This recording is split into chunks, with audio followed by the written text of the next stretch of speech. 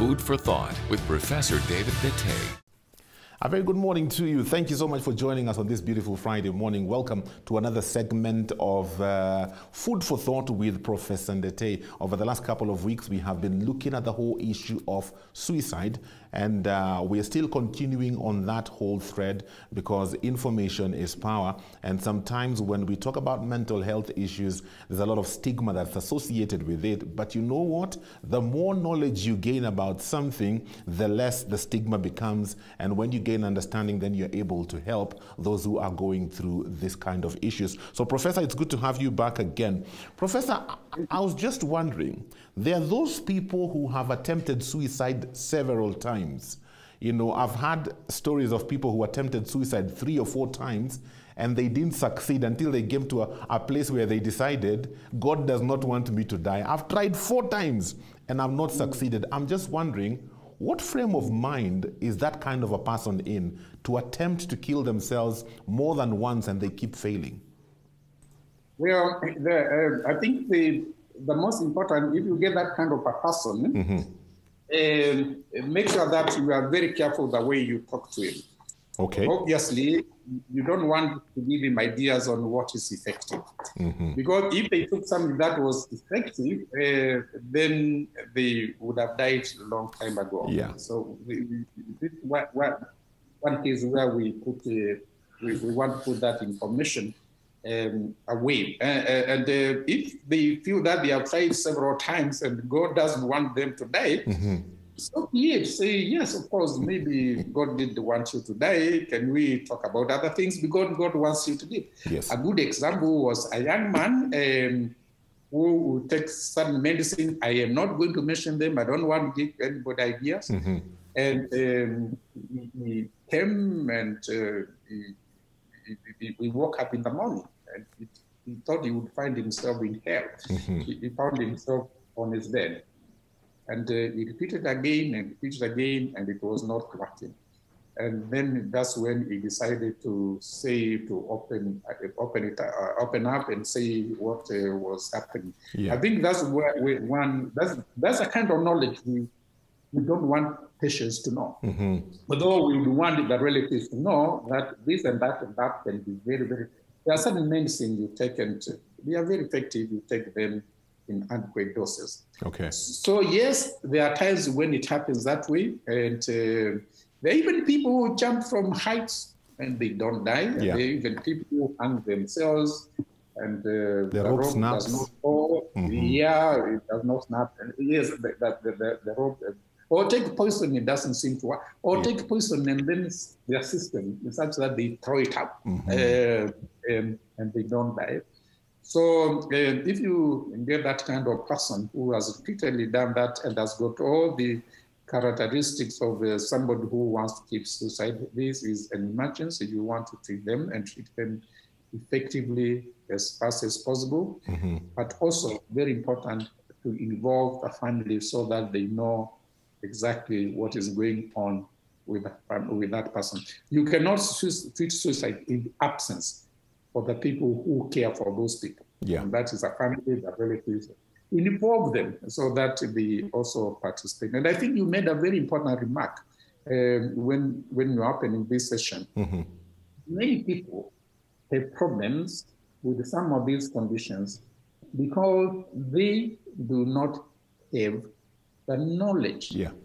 And we now know, and I tend to talk from science, we now know that if you increase awareness, people begin to understand what is happening. And they begin to understand there's a different way of doing things. Yes. If you increase awareness, they know that you'll be surprised that the stigma goes away. Because they have an explanatory model. This is a medical condition, or this is, it's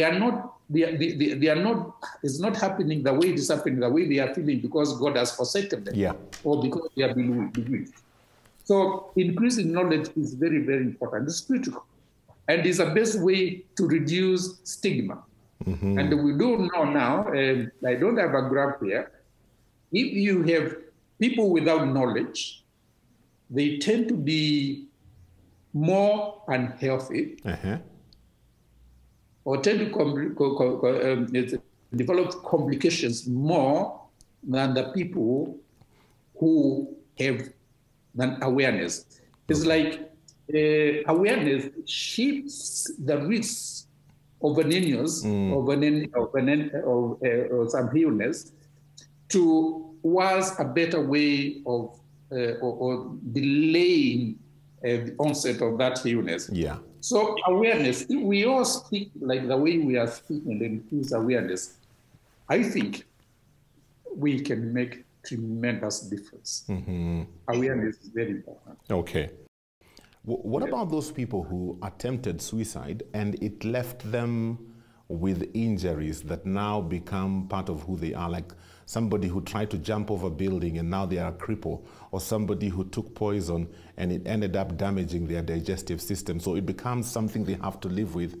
How do you help people like those? How do you walk with them? Because it's almost like now they're in a place of regret. Why did I even try it? Now my life is even worse. How do you help somebody like that? It's a tragedy, a very serious tragedy. And therefore, the importance, as I said a little bit earlier, to confront these people. Because if you confront a person who was trying to kill themselves, yes, or by whatever means, taking medicines or jumping from some height, and you prevent that attempt that would have been, was going to be unsuccessful anyway. It was not going to be fatal. It was not going to kill them. They were not going to be successful. We called failed suicidal attempt. You remember the other one? I called it accidental suicide. Yes. Now I'm talking about failed suicidal attempt. Can you imagine the pain these people go through in terms of the physical deformities?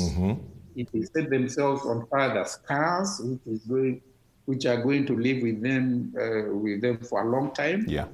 Or damaged stomach, we call it in very simple language, gastrointestinal system, target in the stomach. So it just tells you and I that prevention is always better than cure. But if that happens, you have a more complicated task. You have to deal with families, you have to talk to them, you have to talk to them in a way that you do not blame them for what they did. Okay. Very, very, very important for all of us to know. Don't blame, don't put personal responsibility on people who attempt suicide, whether they are successful or not, and don't put personal responsibility. Please understand this. A person who is suicidal, who is planning to kill themselves, can you imagine the pain and the confusion that is going on in the mind of that person? Yes. Compare it with a person who has got a chronic condition, which has high chance of killing them.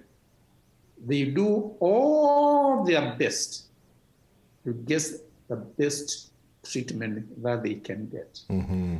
So they do not want to die. So what I'm trying to say is the pain of a person who is suicidal far exceeds the pain of a person who has got a chronic condition, but is still determined to live on.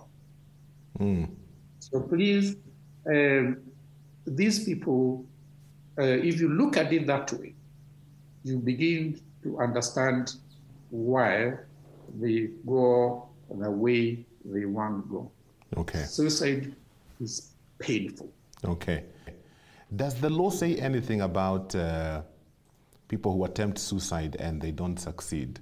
You know, I remember back in the day we used to be told that you know, if you attempt suicide and you don't succeed, you will be put in prison. I don't know if there's anything in the law concerning those who attempt suicide and they don't succeed. I think that thing, yes, used to be in law. And I do remember as a trainee in psychiatry here in Nairobi, we used to see those cases. People who had attempted suicide and they did not succeed, and they were actually brought to us from prisons services so that we can get them right, so that they can go and stand trial. Wow. And I do remember a very famous statement by a magistrate I'm not going to name. Now I think we've grown up and we occupy a very senior position. I can't mention the name. Told the person, I want you to know, and maybe sometimes you pastors do that, with a life that, I want you to know that life you have is not yours, it belongs to God, and you are not going to take it away from you, and for that you give you this kind of sentence. I think we have moved a long way. I don't know whether that clause has been moved from the law in the new constitution, but if it hasn't, it is redundant, it's just old, and it should be removed. Yes. The law say in UK where I trade, anybody who makes an attempt on his life, the law requires that is seen by a social worker, a psychologist, and they have psychiatrists there, which we don't have enough of here. The law requires that they go out of their way to help them, not to condemn them. Okay. Yeah, because they do need help. That's how it should be in this country. Okay. Thank you so much for your time this morning, Professor Ndetey, and giving us insights into suicide. Now, we'll pick up on this conversation on the next episode. So look out for that next week on Friday, right here on JAM 316 Lifestyle Friday. Have a good day.